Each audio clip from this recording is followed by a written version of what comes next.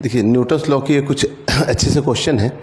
देखिए first question इस पे क्या कहा गया है, a block of mass 1 kg at rest relative to the smooth wedge, है ना। इस वेज पे ये जो ब्लॉक है ना वो रेस्ट पे है। ये जो आपको ब्लॉक दिख रहा है ये रेस्ट पे है। Moving leftward with constant acceleration 5 metre per second.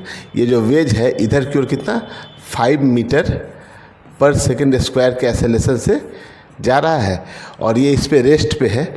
तो आपसे यही पूछा गया है कि नॉर्मल रिएक्शन बताइए कि let N be the normal reaction between the block and the wedge. ठीक है, तो आपको ये नॉर्मल रिएक्शन बताना है कितना होगा। तो देखिए इस पे जो नॉर्मल रहेगा ना, इस नॉर्मल का जो डायरेक्शन होगा वो इस डायरेक्शन में होगा ऐसे। अब देखिए एक इस पे सूडो फोर्स जो लगेगा ना वो इस ब्लॉक पे वो इस डायरेक्शन में लगा है ना। जो ब्लॉक मूव करता है जिस डायरेक्शन में, ये वेज जो मूव कर रहा है उसके अपोजिट डायरेक्शन में एक सूडो फोर्स लगेगा। मतलब कि यहाँ पे एक MA लगेगा आपको सूडो फोर्स इधर, है ना। इस ब्लॉक का मास जब 1 kg है ना तो M की वैल्यू कितनी दी गई है 1 kg है। ठीक है, अच्छा इस ब्लॉक का खुद का अपना एक mg नीचे की ओर लगेगा, एक mg जो है वो नीचे की ओर लगेगा। इस नॉर्मल का 2 कंपोनेंट होगा, एक हॉरिजॉन्टल डायरेक्शन में इधर और एक वर्टिकल डायरेक्शन में इधर, है ना। अब देखिए ये एंगल थीटा है तो इस हिसाब से आपका ये वाला एंगल थीटा होना चाहिए। फिर ये 90 माइनस थीटा होगा तो फिर से ये जो एंगल हो जाएगा ना वो थीटा हो जाएगा। तो जब ये थीटा होगा तो इसको हम लोग क्या बोलेंगे n cos थीटा, और ये कितना हो जाएगा n sin थीटा। ठीक है ना। तो यहाँ से इक्वेशन हम लोग देखें। अब जब ये ब्लॉक जो है रेस्ट पे है ना तो हम लोग ऐसा लिख सकते हैं कि जो n cos थीटा होगा, या फिर पहले लिखिए n sin थीटा, तो n sin थीटा की जो वैल्यू होगी वो MA के बराबर है और जो n cos थीटा की वैल्यू है वो mg के बराबर है। ठीक है ना। तो ये 2 इक्वेशन आपका आ गया। ठीक है, चलिए अब देखिए तो ये 2 जब इक्वेशन है आपका तो हम लोग क्या करते हैं कि हम लोग को निकालना n है। तो हम लोग क्या कर रहे हैं ना यहाँ पे कि दोनों साइड स्क्वायर करके और ऐड कर लेते हैं।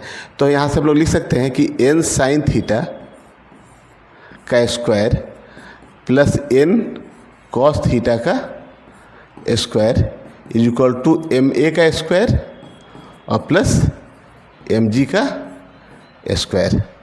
अब यहाँ से देखिए n स्क्वायर अगर आप दोनों से कॉमन ले लें तो sine square theta plus cos square theta कितना हो जाएगा 1। यहाँ से भी हम लोग m स्क्वायर को अगर कॉमन ले लें तो कितना बचेगा A square plus G square. कोई दिक्कत नहीं है। तो यहाँ से n इज इक्वल टू जब आप करेंगे तो अंडर रूट में जाएगा तो m को बाहर निकाल लेते हैं हम लोग। ठीक है ना, स्क्वायर है, स्क्वायर से रूट कैंसिल हो जाएगा तो यहाँ कितना आ जाएगा A square plus G square. तो यहाँ देखिए मास दिया गया है, इस ब्लॉक का जो मास है वो कितना है 1 kg है। यहाँ दिया हुआ है ब्लॉक का मास 1 kg है।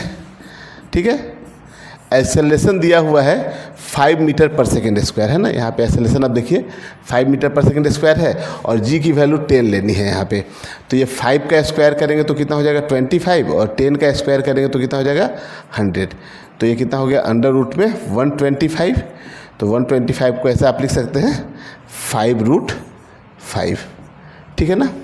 तो ये आपका जो फर्स्ट ऑप्शन है ये करेक्ट हो गया है यहाँ से। ठीक है, मोर देन 1 आंसर वाले में अब देखिएगा अगर कोई क्वेश्चन ऐसा होता है तो यहाँ से tan थीटा की वैल्यू भी अगर पूछा जाएगा यहाँ पे तो tan थीटा की वैल्यू आप निकाल सकते हैं। यहाँ से देखिए आप sin थीटा अपन cos थीटा करेंगे, ठीक है ना। तो n से n कैंसिल हो जाएगा तो कितना आ जाएगा यहाँ से। अगर देखिए अगर हम लोग tan थीटा भी निकालें तो n से n को कैंसिल कर ले तो tan theta is equal to देखिए m से m भी कैंसिल हो जाएगा तो tan theta is equal to कितना हो जाएगा A/G, और A की वैल्यू 5 है और G की वैल्यू 10 है तो यह कितना हो जाएगा 1/2। तो theta is equal to tan inverse 1/2। तो JEE वगैरह में जब क्वेश्चन पूछा जाता है मोर देन 1 तो यहाँ पे tan थीटा की वैल्यू यहाँ 1/3 दी गई है, यहाँ पे 2 दी गई है। ठीक है ना। अगर 1/2 रहता tan थीटा की वैल्यू तो ये भी ऑप्शन करेक्ट रहता, लेकिन ये सिंगल चॉइस वाला क्वेश्चन है तो यहाँ पे आपको बस यही फाइंड कर लेना था। ठीक है।